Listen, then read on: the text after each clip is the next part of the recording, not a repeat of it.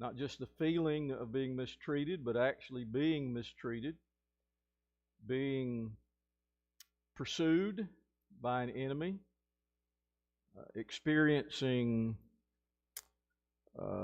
physical pain and emotional pain and struggle.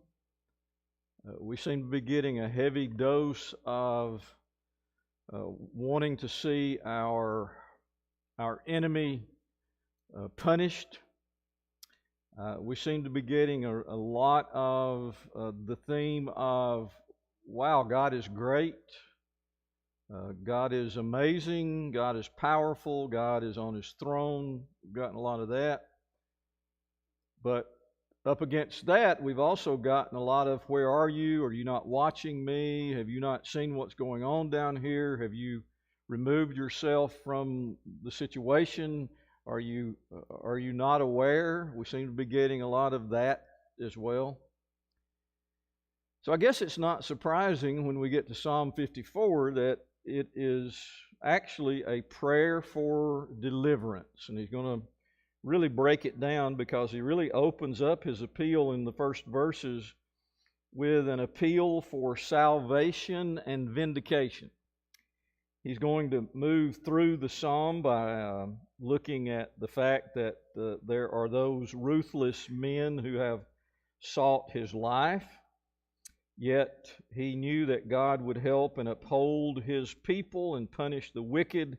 He's very confident in that. And then he is grateful for deliverance. In that kind of what we've seen all along. Where are you? Why are you not here? Why are you allowing me to suffer because of these ruthless men who seek to kill me? And then he ends it by saying, I trust in God because He has proven Himself to be faithful. That's kind of the end of it. It's only 7 verses long, and so we'll just read the whole psalm, and once we do that, then we'll go back and make some observations in more detail. But note the specific flow of these 7 verses as it's read. Somebody want to read those verses, Psalm 54?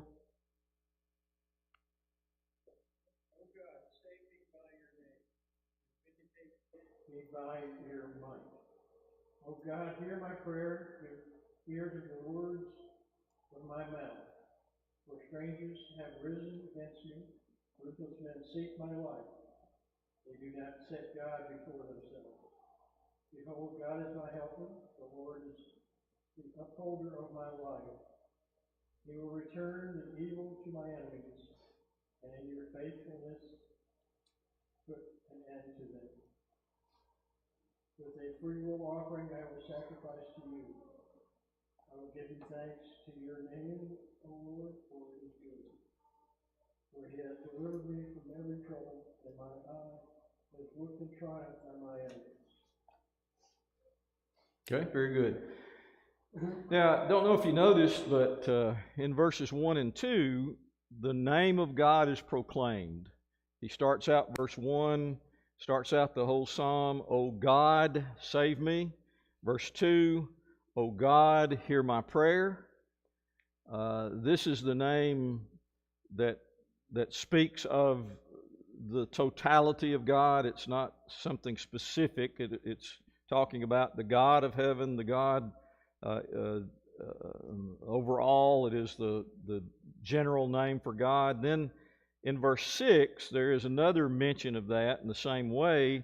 At the end of verse 6, O Lord, as he opens up this different strain of thought. So he begins it, though he doesn't, that's not the very end. It's really the beginning of a new thought as he ends it with the last part of verse 6 and then verse 7.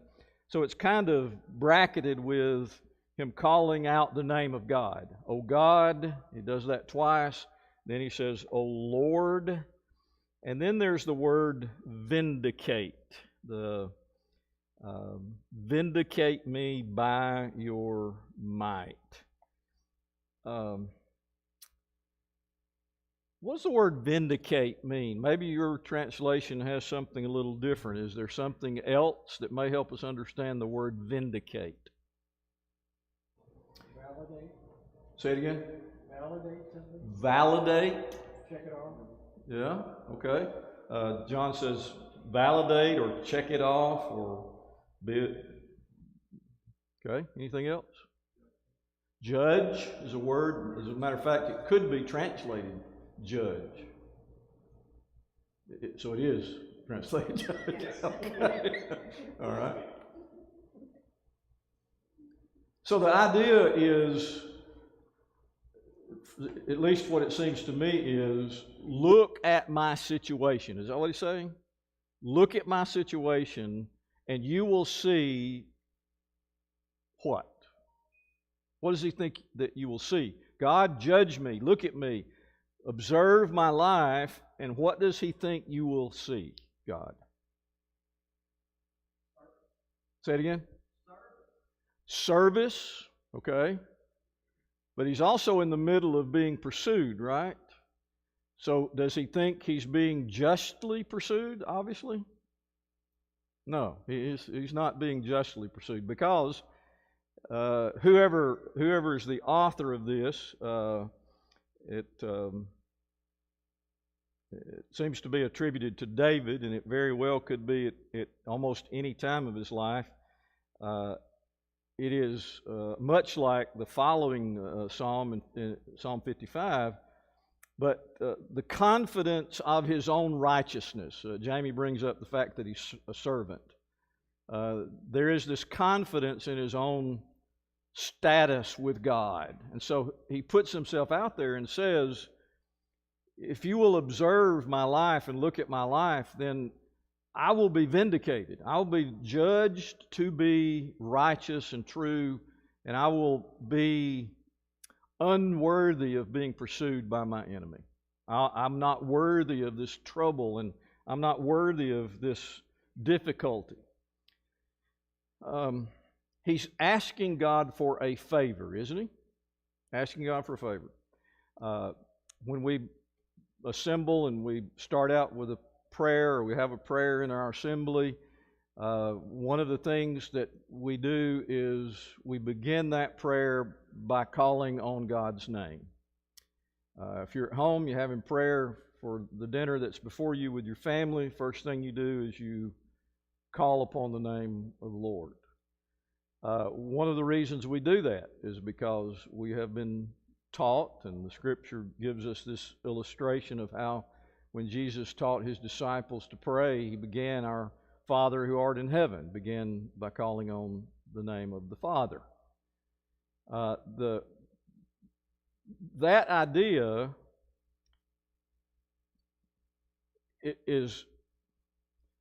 that's something we're used to. That's something that we are so very comfortable with. And many times when we pray and we call upon the name of the Lord, we are not in a dire situation. So here's how we do it. Our Father who art in heaven. If we are in a dire situation, how do we do it? I won't do it because I'll bust the speakers here. But we scream, don't we? We scream out. My effort to get God's attention, I guess, would be what we're talking about. And if David wrote this, which it seems he probably did, then he's crying out, getting his attention, maybe with a loud voice, and he's saying, "Save me." And then the next phrase is, "Hear me." So, John, I'm not throwing off on you, but when you read it, you're very calm. Yeah, David is not at all calm here, is he? I think there is little calmness as he cries out to God, and he has two specific requests. Save me by your name, vindicate me by your might. Those two. Then the next one. he says, hear my prayer, and then he says the same thing again, just in different words. He echoes that when he says, give ear to the words of my mouth. So the first one is, save me, vindicate me. The second one is, hear my prayers, listen to the words that come from my mouth. That's some pretty strong stuff right there. I see the man who's saying this in some very appropriate physical positions. Do you? You think he's standing upright, staring into the heavens, on his knees? Maybe even, you ever laid in bed, flat on your back, staring at the ceiling, screaming out to God because you were in great dire need? I don't know, maybe he's lying, staring straight up into the heavens. I'm not sure. Maybe he's lying face down. Maybe he's in that position. Don't know, but I think that it is a place where he is demonstrating the seriousness and the focus that he has on getting God's attention. All right, any observations you'd like to make? We really just made it through verses 1 and 2, but we'll come back and pick up anything that you need to discuss or would like to. Any observations?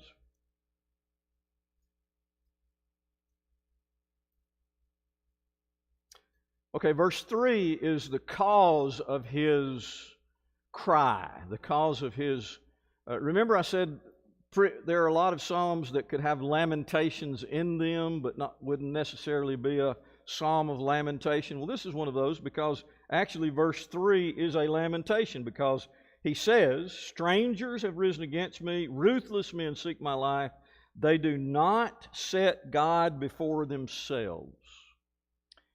Okay, there are a couple things going on here in verse 3. One of those things is he describes those who are against him. He says, first of all, he uses the word strangers. There's some difficulty there with the word strangers. We can get to that or not. I don't know how important that is, but it is a fact that there are those who are against him, enemies. He says in verse 5, maybe it's those. But also he says they are ruthless and that they do not set God before themselves. Interesting way of putting it.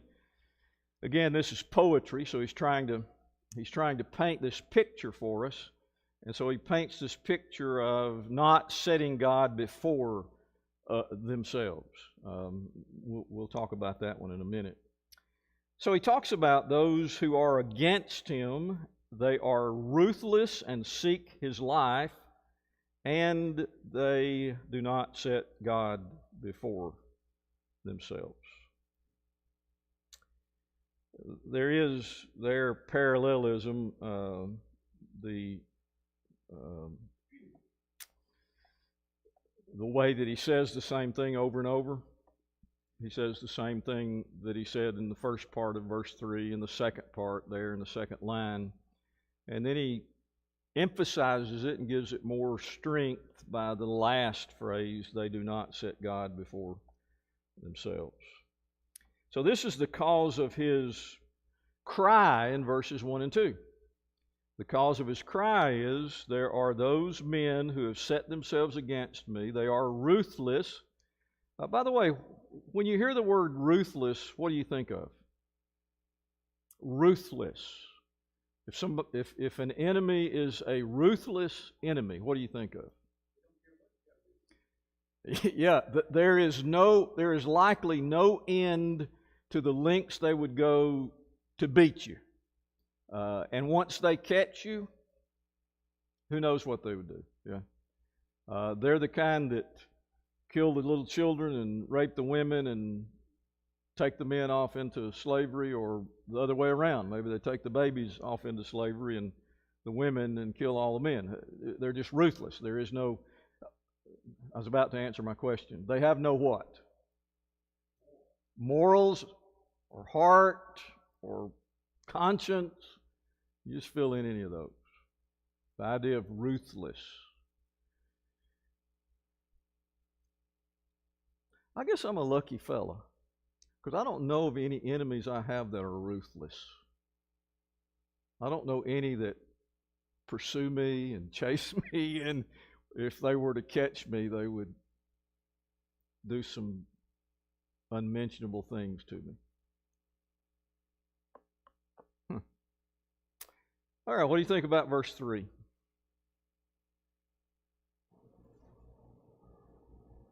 It's a sad thing that he knows he's got these enemies that are against him, but he's even got folks that he doesn't know that are even coming in on him. Mm-hmm. So he's got to look out at every side. Hey, I need your help. Yes. It seems that he's got that, what they say, the head on a swivel kind of thing. He's looking all around, and all he can see is those that are pursuing him. And it has troubled him to the point where he reaches that moment of panic and he cries out to God, "Oh God." Now, I say the moment of panic. Maybe it's not a moment. Maybe it's built up. Maybe it's this thing that he finally gets to a safe place where he can actually fall to his knees. Yeah, he can actually fall to his knees and cry to God. Maybe cry out loud and cry with a loud voice, "Oh God, my Lord." Maybe he's there. I was getting an idea of maybe people that already thought it's foreign. Especially Mm-hmm. Yeah, Tomello's observation is that those who do not have a respect for or hold God near would be those ruthless ones because they have nothing. I think Jamie said no morals anyway. They have nothing to rein them in, so there's no limit to the bad or the evil that they could do.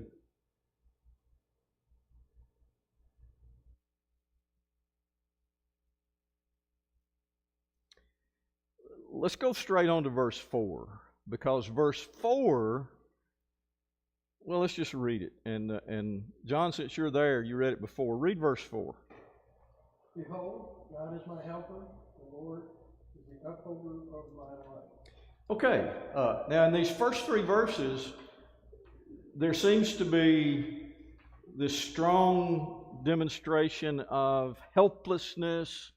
And I need you, God. Where are you? And he cries out for God to inspect his life and give him the thumbs up. You're righteous. You're good. You don't deserve this.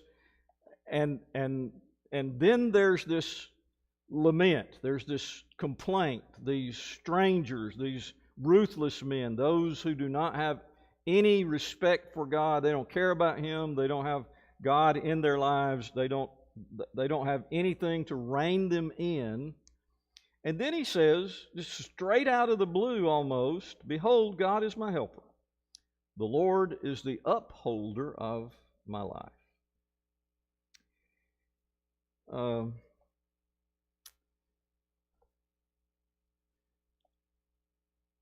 Well, that's pretty opposite of what we read in verse 3. Things are caving in. These are ruthless. They are against me. I need help. Now, wait a minute. God is my helper. The Lord is the upholder of my life.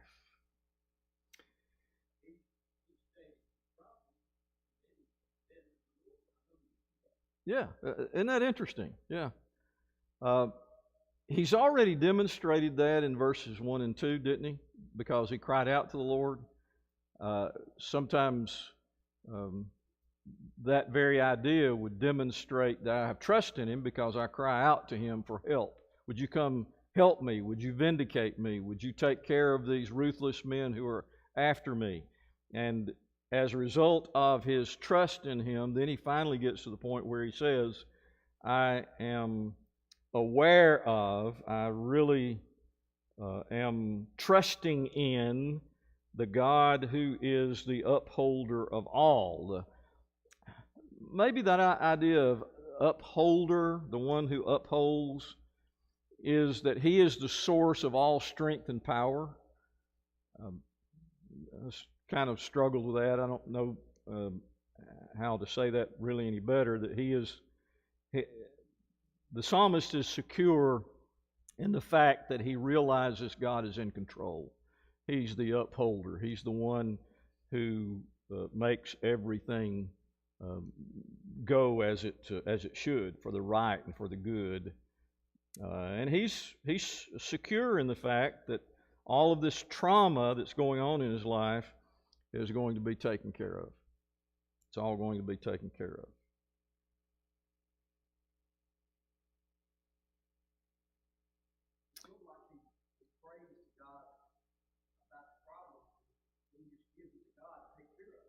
Yeah, he does. You're exactly right, because he cries out to him, "Listen to me. Would you hear my prayer?" And then he throws it out there. Here's my trouble, and then he seems to be able to then just say, "God, I know you're my helper. You're the one who upholds all, so I'm kind of leaving it with you."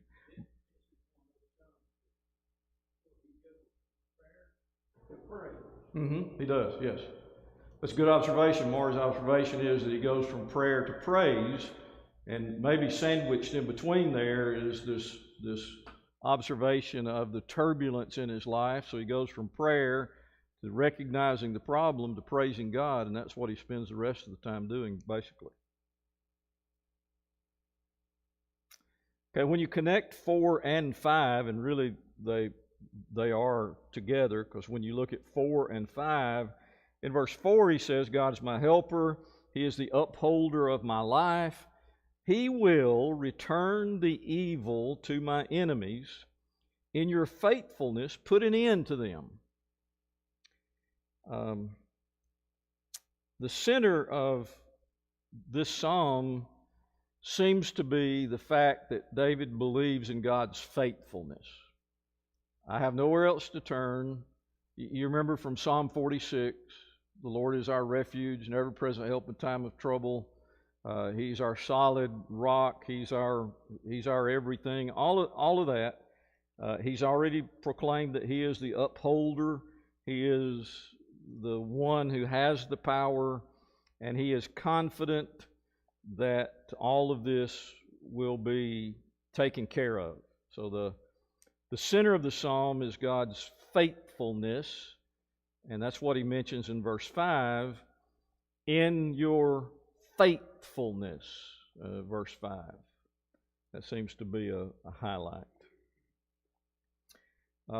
He has confidence in the steadfastness of God, in that His very nature is to vindicate and punish the wrongdoer, to make sure that the righteous are blessed, make sure that the enemies are taken care of in the way that He wants them to be. Reward them, yes, yeah. Yeah, I'm glad you brought that up. I remember reading that. Give them what they deserve. That seems to be the desire of David. And in verse 6, there is a response of a heart that trusts in God, like these words demonstrate that he does, beginning by crying out to God in confidence or faith, showing beyond any shadow of a doubt that he believes that God is the one who upholds his life. He is his helper, and he is the very center of his world, and he is faithful, and he will do right. Well, that understanding will then demonstrate itself in an overflowing heart. It will demonstrate itself in wanting to do something that will show my appreciation or my love for my God. For us, it could be worship on Sunday, but David's not going to wait for that. It seems that there is this heart that he wants to offer his thanks to his Father. So John, read 6 and 7 one more time, please. I will give thanks to your name, O Lord, for it is good. For he has delivered me from every trouble, and my eye has looked in triumph on my enemies. Okay, so there is this response that he makes to his reminder of God's faithfulness.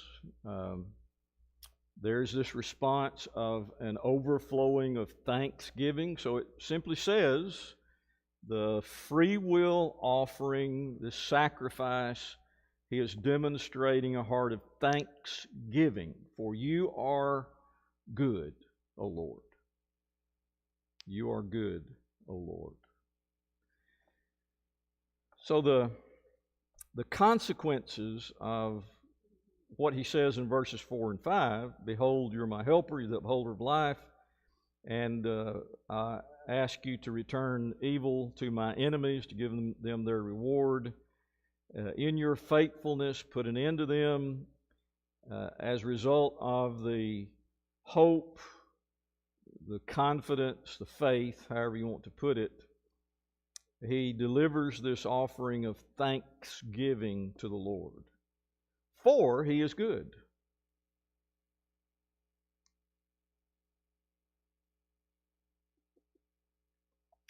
Now, verse 7, when he says, for he has delivered, it seems that he's talking about a history of deliverance, not necessarily that he's just delivered me from what I'm asking him to deliver me from. It may be that he has demonstrated his ability to and his desire to deliver me from my enemies, and has done that in the past. Now, it very well could be that this is written afterwards, and he's writing this, and the conclusion is that God did deliver him from those ruthless enemies that were after him up there in verse 3. But the point is, he has confidence in the Lord who has delivered him from every trouble, and my eye has seen the triumph on my enemies.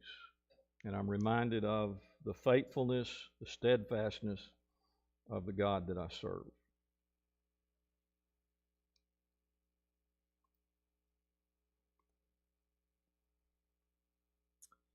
Okay, that's Psalm 54. It's only 7 verses long, but boy, is it packed with all kinds of observations and meanings. And this flow of Psalm 7 is quite interesting. Any observations?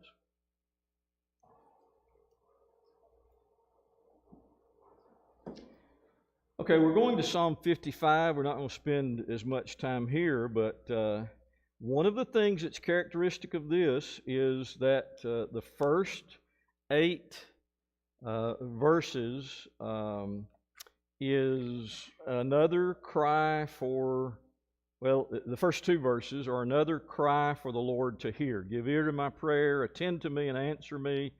Those first 2 verses. Sounds familiar, doesn't it? Because that's exactly the way Psalm 54 began. Psalm 55 begins with that same thought.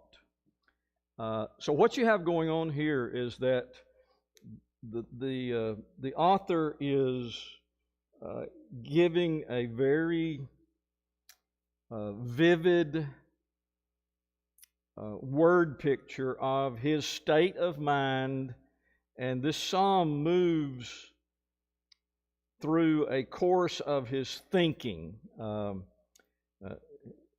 much like what we found in Psalm 54, but this one's just kind of a little more jerky and not quite as composed as Psalm 54 was.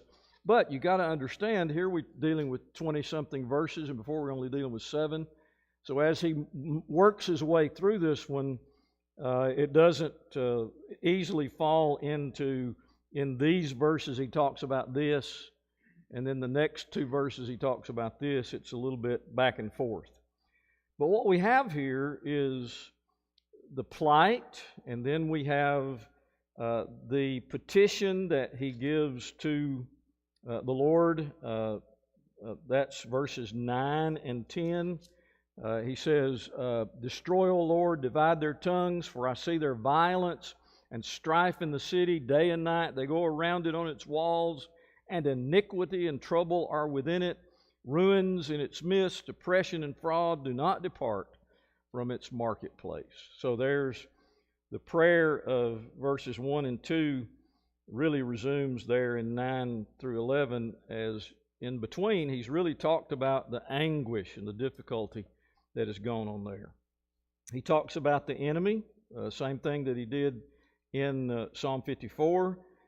He talked about how the Lord will save us, verses 16 through 19. He even talks about a deceitful friend. This is not stranger, this is not enemy, this is a deceitful friend. He even calls him in one translation, my companion, in verse 20.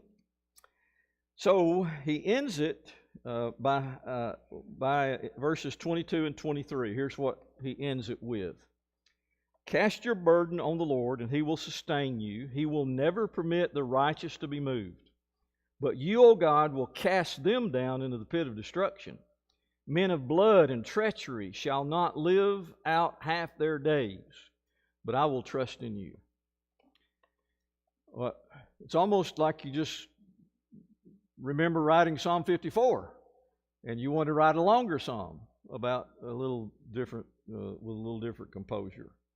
So there you have Psalm 54, 55, a lot of the same characteristics, but the vivid imagery of Psalm 55, to me, doesn't really, it's unique in the fact that it has real vivid imagery in it as he talks about his enemy, as he talks about the state of the city and the state of evil that's around. And here is, let's see,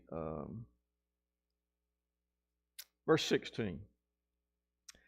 But I call to God, and the Lord will save me, evening and morning, and at noon. I utter my complaint and moan, and He hears my voice. He redeems my soul in safety from the battle that I wage, for many are arrayed against me. God will give ear and humble them, He who is enthroned from old. So there you have Psalm 55. Any observations or anything concerning Psalm 55 or 54? Imminent, that things are about to happen a lot faster than they did in the other preaching in 54. Mm-hmm. 54 things are going to happen. Mm-hmm. This seems to be, it's at the gate, it's about to happen. Help me right now. Mm-hmm. I don't have any time. Yeah, and it almost seems as if by his description that he's watching some of this carry out, even in the city, as you look through that. Yeah, good observation. Kind of like the preacher does the introduction, 54, and then it really gets wound up. Yeah, okay. All right. I'll take that as a positive reflection, okay? Yeah, isn't it interesting that, and I think you attribute these to David, because they're very characteristic of what he's already written, some of those that we read. 54 was a mini sermon. Maybe it was a Wednesday night Devo. And 55, he really bared down, but on two different occasions for two different reasons. Now, don't forget that these psalms were sung by the Israelites at times, sometimes going to the temple, sometimes at the temple, at temple worship, sometimes coming back. Sometimes they weren't even sung at the temple. Sometimes they were sung maybe in the field when they're working, or when they were sitting down with their children at night to sing a song that would remind them of God's greatness or God's goodness. But so let's not forget that these would remind the children of Israel of something, and that's that's one of the reasons for that vivid imagery that we have, especially in 55.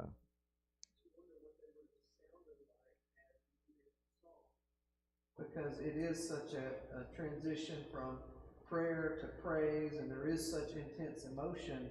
So, like, just thinking about kind of from a psychological perspective, a lot of the great music and great songwriters have been troubled souls, Right. because it's the intensity and the emotion that they're expressing in music, and that's just kind of interesting to think about what that would have sounded like. It really is. Gary's observation about how this might have sounded in that day with the Israelites, and whatever kind of rhythm or music or whatever it may have had along with it, and the intensity of emotion that's there. I guess it kind of reminds me of the of blues or the old spirituals that would be packed with this emotion, and all kinds of things are going on in there as we sing those. There, if you notice, when he's crying out to God, he doesn't blame or curse God for things that happen in his life. Mm. It's a mistake we make many times. Yeah. And then he doesn't think up or make up things that God has not done for him, but he focuses on in the past, as you said, what God has done for him. And I think that's what gives him his faith and confidence. I think sometimes that's where we fail. We conjure up what God has not done for us. Right. Yeah. Instead of looking for what he has actually, or looking at what he has actually done for us. Okay, good comment. Ryan mentions that the psalmist doesn't do anything except focus on what's at hand. He doesn't try to make up something and blame God for it. He only is concerned about what is going on at the moment, not blaming him. Right now. Yes, and the only reason he pulls up the past is to say God's been faithful through the past. He's been faithful through all that. Matthew chapter 6, where Jesus told them, don't worry about life. Yes. Don't worry about what you'll eat or wear. Yeah, don't worry about any of those things. Yeah. Yeah, good observation.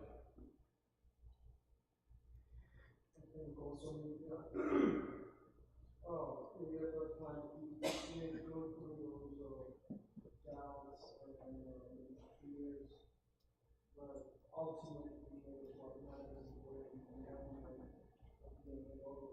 so that he learned how to everybody thought he was trouble with something, so it's not just how to make the resolution to struggle. Okay. Tomello's observation was that he comes to the same conclusion at the end of both of these, as he does at many times, comes to that same conclusion. He hasn't lost his faith. He hasn't run away from God. He hasn't blamed him, at least totally, but he gets to that point where he believes in God and comes back to him again. Okay, Psalm 56. I only want to look at one verse, verse 8. You have kept count of my tossings, put my tears in your bottle. Are they not in your book? Reflect on that one. Appreciate your comments.